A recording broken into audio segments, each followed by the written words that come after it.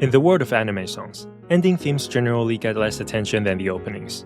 This may be due to their placement, often being sung by lesser-known singers, or the nature of the songs, which are often ballads. However, once in a while, an ending so iconic would come along and become the center of everyone's attention. One of those songs is Lost in Paradise by Ali, as the ending of Jujutsu Kaisen Season 1. Its dashing, funky rhythm, combined with the mesmerizing dance moves of the characters in Jujutsu Kaisen, propelled the song and its band to global fame. But just when Ali were seemingly en route to establish themselves as one of the great bands of Japan, everything suddenly crashed and burned. In this video, I'm gonna talk about the meteoric rise and fall of Ali, how their unique and exotic existence paved the way for their earlier success, and why they were cancelled to the point where their whole catalog was erased from the internet.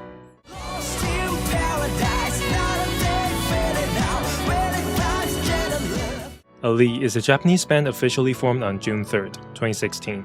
The reason why I emphasize officially is that the group was already in place, just couldn't come up with a name.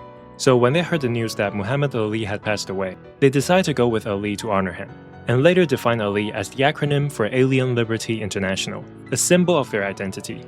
The band was formed by its lead singer, Leo, who was a mix of Japanese, Spanish, English, and Filipino descent. And that's a common theme among the 9 members who started off with the band, who are half Japanese, half Brazilian, Cameroonian, Indonesian, and more. The idea is for each member to bring their own culture and music to this fusion of funk, hip-hop, jazz, R&B, and so on. This diverse influence is on full display from the get-go, as one of their first songs released, Vim, is a Portuguese track written by a half-Brazilian member.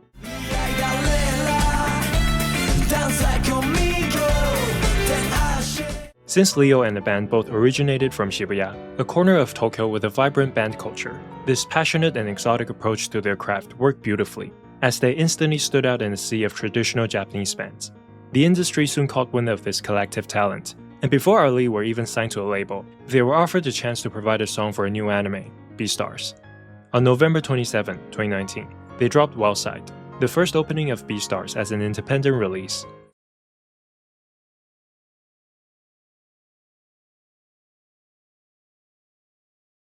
With the anime enjoying tremendous popularity both domestically and internationally, it also brought its theme songs to a wider audience. Wildside became a massive success for this indie band, especially considering it's only their first single release. The song left a very strong impression on anime fans around the world, as it has a drastically different sound and style from the usual anime songs. For example, Beastars' second opening, Monster by YOASOBI.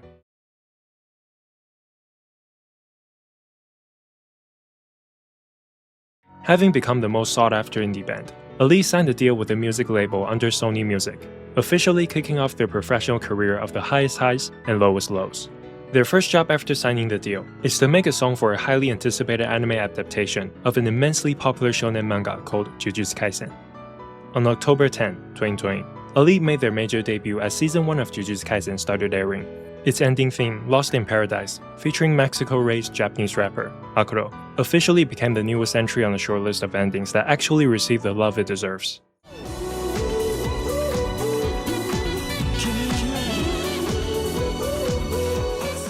While its popularity may not rival the opening, Kakakitan by Eve, which is a video for another day, it was still one of the hottest anime songs of 2021. However, something Lost in Paradise performed better was its recognition from the general public, which is all thanks to one of the most famous and popular figures in all of Japan, Shohei Ohtani. Lost in Paradise was chosen as his walk-up song in the 2021 MLB season, back when he was still with the Angels, and got a lot of attention from people who are not into anime.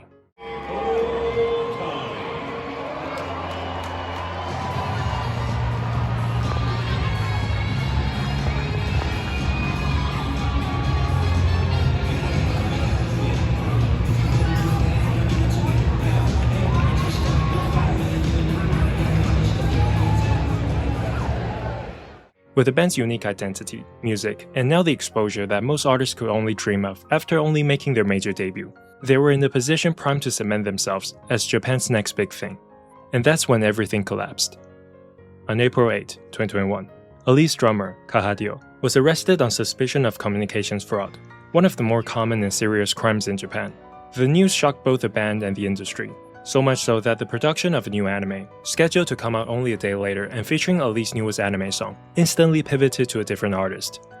The situation got from bad to worse when Kahadio got rearrested for even more cases of communications fraud on the 23rd. Based on the police statement and news reports, he scammed multiple middle-aged to elderly citizens by calling them and claiming there were tax or medical refunds that required them to transfer a certain amount of money to a designated bank account. He was also seen withdrawing nearly $4,000 from an ATM, just a day after vishing an elderly woman out of over $20,000. On May 14, Ali's agency announced that it had terminated Kahadio's contract following his arrest and indictment, and that the band would go into an indefinite hiatus. Their label also announced that Ali's entire catalog will be removed from all streaming platforms, and physical products retrieved from all storefronts with immediate effect. And just like that, overnight, their purpose and over half a decade's worth of hard work just got erased from existence.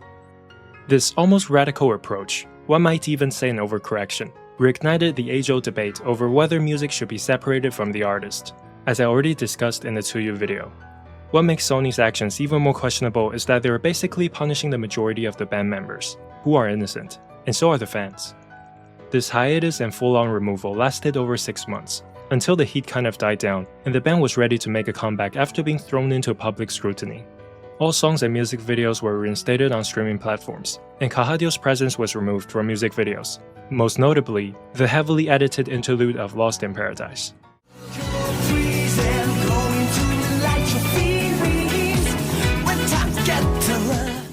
However, Ali's momentum was completely lost, and several members decided to distance themselves from the band, and left without official statements. The industry seems to have no hang-ups with Ali, as they still have several anime tie-ins in the pipeline, including Dr. Stone, Witch Watch, and Golden Kamuy. They also released a new album and a couple of EPs in the following years, but just never quite able to recapture their magic. And since everything went down so fast before they even had a chance to build up a fanbase, only very few of their newly gained supporters stuck with them through the scandals and 6 months of zero access to their music.